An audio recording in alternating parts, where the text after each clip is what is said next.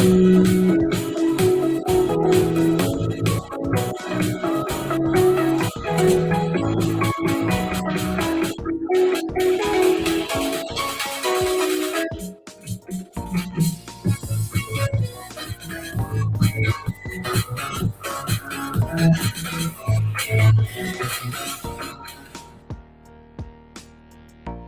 is episode 493 on the 11th of March 2022 as the road to the 500 episode continues. But the road to the World Cup finals and a maiden championship trophy may have hit a roadblock as far as the World Cup is concerned. India may have gotten away with juvenile mistakes against Pakistan and earned a lucky win. So yes, there were some efforts after being 100 for 6 to get 245 and 250, but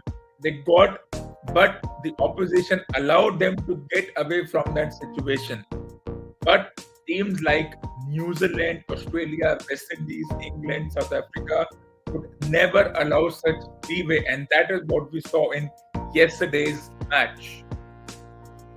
That once New Zealand got to 260 and India were 25 for 2 in the first 10 overs and 50 for 2 in the next 10 overs, that is 50 for 2 in 20 overs, they were never going to be in a position to win. And then, of course, clueless batting performance, slow start, and they never looked in control. And they have to rectify these errors going as far as the future matches are concerned, because very few teams will allow such errors and also allow the error to be brushed away. Now, there is a lot of conversation around us being strict on the performance of the men's team and then we give some leeway to the women's team. It doesn't work like that. We are strict over there. We have to be strict over here. There should be no two discussions about it. They cannot be seen in silos. You don't perform here, you're out of the team. You don't perform here, you're equally out of the team. And then here, there was no deja vu, no saving grace by the all-rounders, because by the time the all-rounders even got a chance to bat, they needed over 12 runs per over. And no matter how good you are, whether it's 20 overs, 50 overs, or whatever be the format, white ball, red ball, pink ball, yellow ball, green ball, maroon ball, you're not going to chase 12 runs per over because you never got the start you wanted. And then once again, the middle order never looked comfortable. Numbers 4 to 6 once again couldn't get that momentum because it was as if they were not in the mood to chase. Or I have no idea how to even analyze that part. So in the next matches, they have to step up the game, whether they bat first, bowl first, whether they are defending 260 or they're chasing 260 or something more. If in the remaining 5 matches, they don't step up the performance and don't rectify the errors of the first 2 games, that is making sure that when the openers come, they at least get to 50-60 in the first 10 overs, and then the numbers 3 to 5 don't bat as if it's a relaxing moment. You cannot make 18 of 60 balls. You have to be at least going at a strike rate of 85 to 90. Otherwise, they can kiss the championship goodbye. While there's a lot of discussion around the middle order, who should bat, who should be dropped, the men's middle order symphony continues. There's been so much conversation around the middle order symphony, the middle order musical chairs. I disagree with it that the middle order musical chairs just started recently over the last 3-4 years as to who should bat at what position. If X is not making runs, who should replace X? Who would be the buy replacing X? Because the middle order is divided into 3 phases.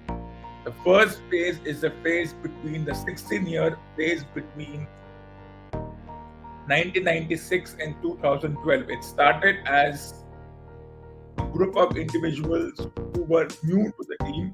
If we go back into the time vault, into the time trap, time thing, it started as a weak middle order, and then of course, just like we have skepticism about the current lot. Will they be able to duplicate the efforts of the ones who the ones gone by? The same story was in this situation. But remember, as far as the 96 to 2012 phase is concerned, there was no phase before that. The pre-96 phase is inconsequential and has no discussion points. So what was the 1996 to 2012 musical chairs like? We often say we have so many opening options. We don't know. We have changed over 20 opening combinations. Let me tell you, there were never any set opening combinations right from the time India started playing. And in this phase, there were so many openers. There were so many opening combinations. There was Sehwag, there was Jafar, there was, up to some extent, a certain individual called Chopra. I don't know where did he come from.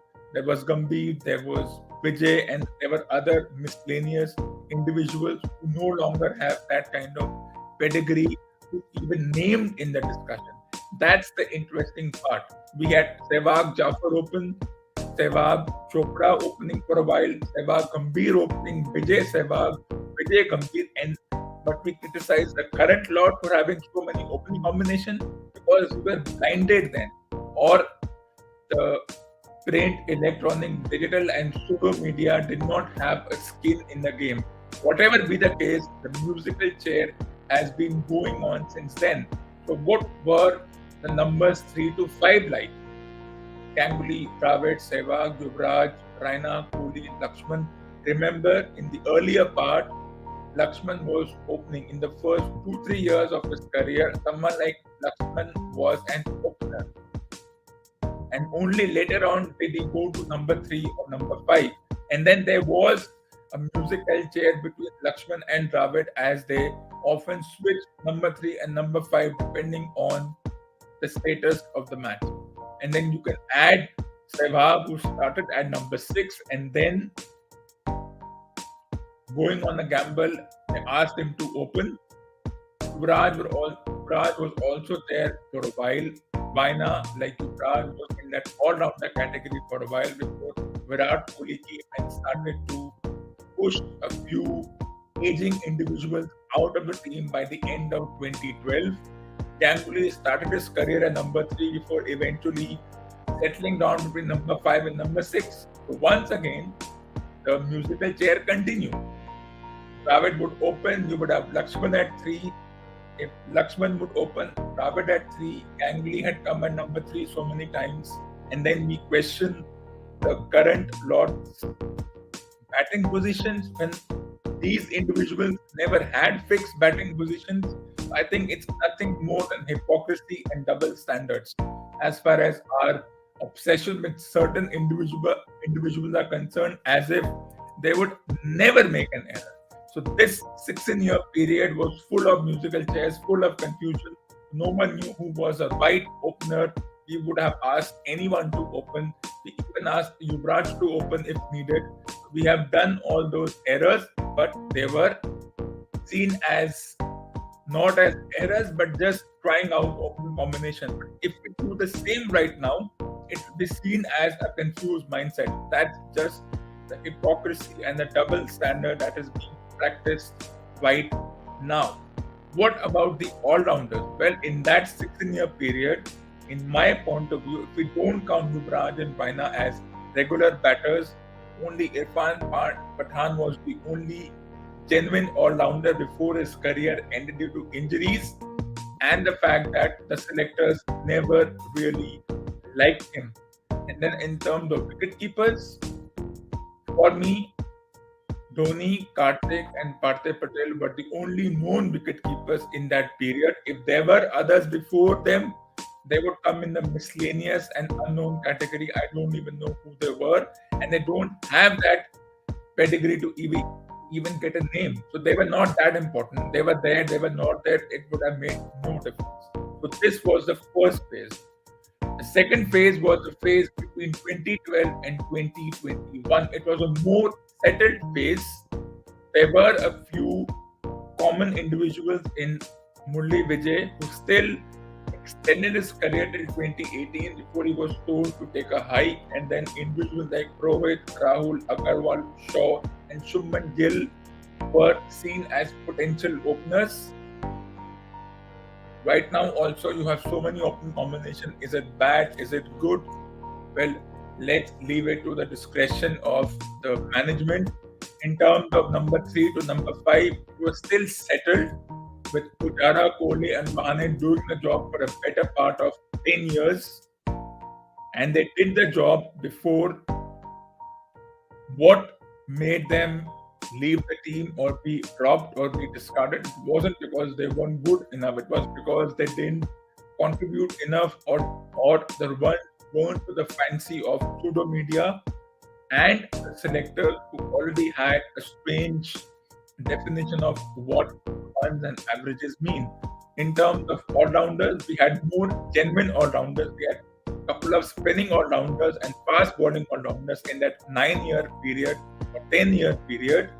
That's Ashwin, Jadeja, and Hardik Pandya to some extent. Before, like Irfan Pathan, his career has abruptly halted because of self-destructive attitude and his miscommunication with the team management and the selectors, which always continues when it comes to such individuals.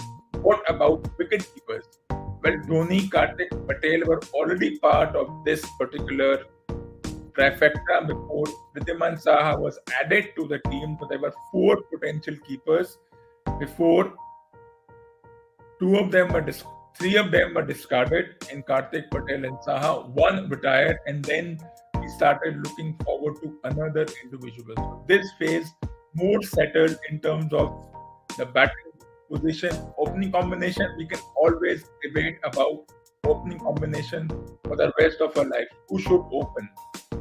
With injuries happening, age factor coming into play, and attitude and things which can be seen as, okay, are they good enough to be part of the team?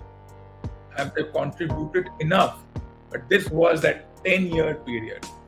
Remember that 96 to 2012 was the era of musical chairs, because I have seen the way people were opening when they didn't want to open. I've seen Dravid open because they wanted to have a couple of more players in the team. He had to open, he had no option. And we have seen strange batting number 3 positions. Imagine if that happened today. There would be so much of criticism, there would be questions. Why don't we have a settled order? I think this was the period of the settled order as compared to this period, because there were so many individuals, almost every second individual could open. That was the difference. It was the attitudinal difference.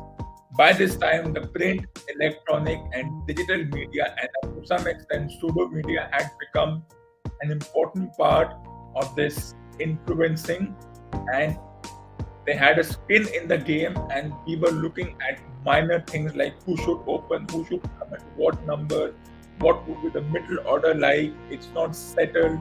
They haven't made runs on the most mundane of things. We had the media and individuals had skin in the game. It can be seen as, of course, arrogance, double standard, hypocrisy. Because at this time, the media had become more arrogant because they felt they could use and abuse pseudo media to influence the selectors, the team management to drop certain individuals, or see that because the team was winning, it wasn't enough. They had to win every match. Every time whoever came to the ground, to the crease, to bat or bowl, they had to score 100, they had to score a double 100, they had to have a couple of big partnerships. So the media started having a skin in the game because this period was somewhere between good, bad, and ugly. Between 1996 to 2001, it was in that era of ugly.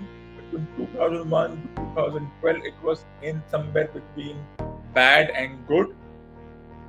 This era was somewhere between good and bad, winning a few, losing a few, but it was more or less a settled middle order and a settled all-rounders squad, and that was the major difference. The third phase starts from 2022 till who knows when. Couple of individuals still are there, include the openers in Rohit, Rahul, Agarwal, Gill, and Shaw.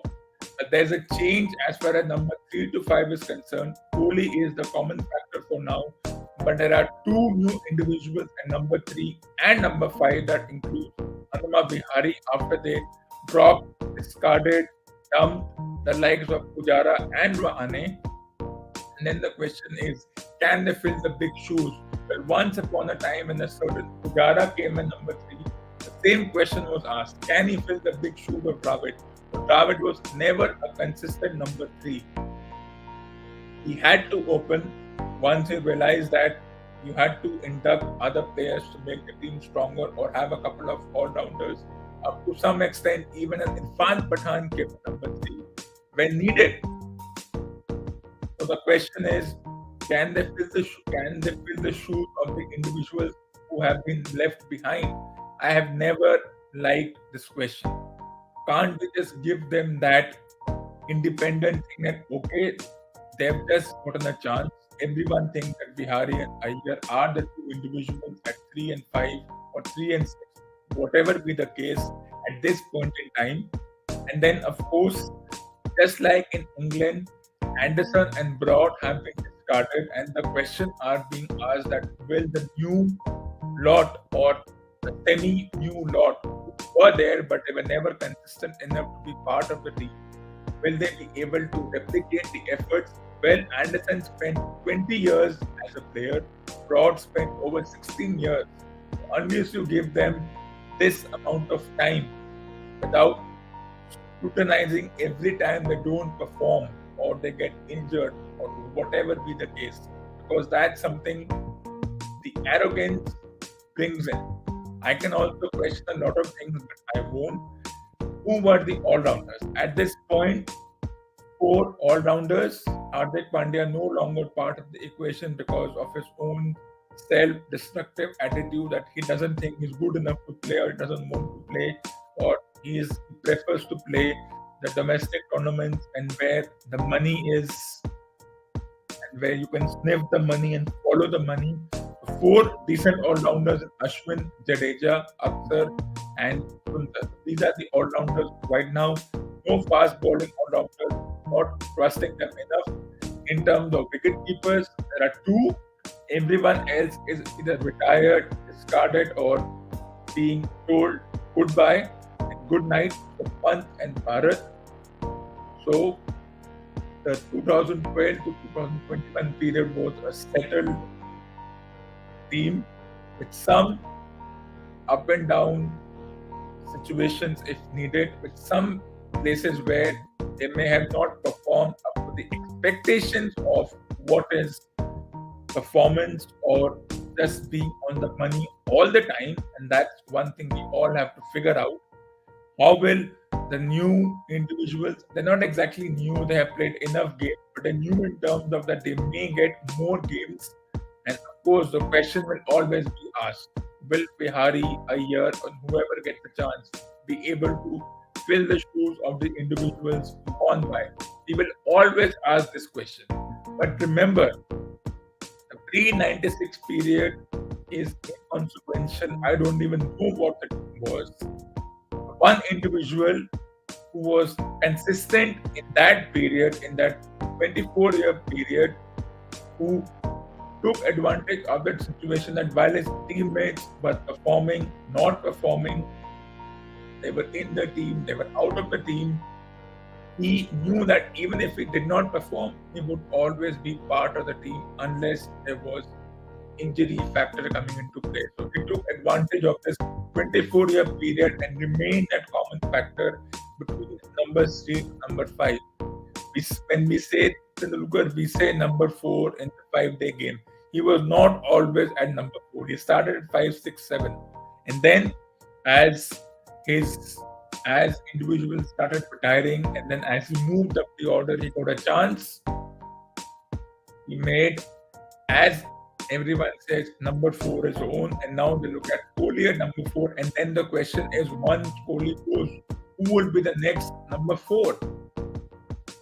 Are we really obsessed about batting positions? Because this question about middle order symphony, middle order musical chairs, I had no idea why it has come, why it wasn't there, let's say 25 years ago or even before that. Or was the media not involved enough, or is it because pseudo media is playing such a huge role in this case, or the fact that media or the journalists writing think that they can write things and get away with it because now they have the pseudo media to lean on to and abuse the situation? Well, it's something which we can debate about for the rest of our life, but this is how the middle order was once again. 3 phases, 96 to 2012, 2012 2021, and 2022 onwards, when a certain individual was lucky enough to be in the team despite the fact that he was the most unfit of all the players, and his contributions were more of a greedy contribution than a contribution towards the team, whatever that means. And then the period of the pre-1996 was inconsequential and doesn't count. That's the most important part of this conversation. So there is no middle order symphony or middle order musical chairs. It's a state of mind and just the arrogance of the journalists who think they suddenly have a skin in the game and they can write whatever they want and get away with it because it's 21st century, the modern era, and they have more knowledge about the sport, or the team is doing better than what the weak links were in the pre-96 and the period between 96 to 2001, which could have been the weakest team ever.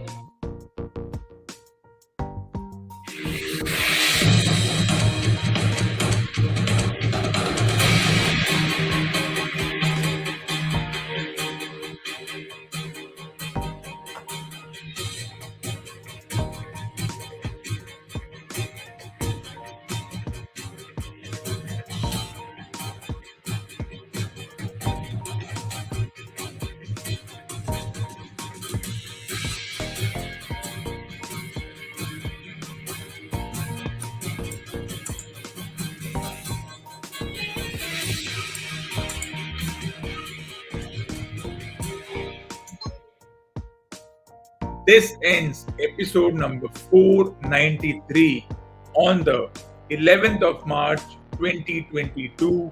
I will be back with episode number 494 on 14th of March 2022. So stay tuned. And what should you do while you wait for the next episode? Put these books in your must-read books column. Once again, put these books in your must-read books column.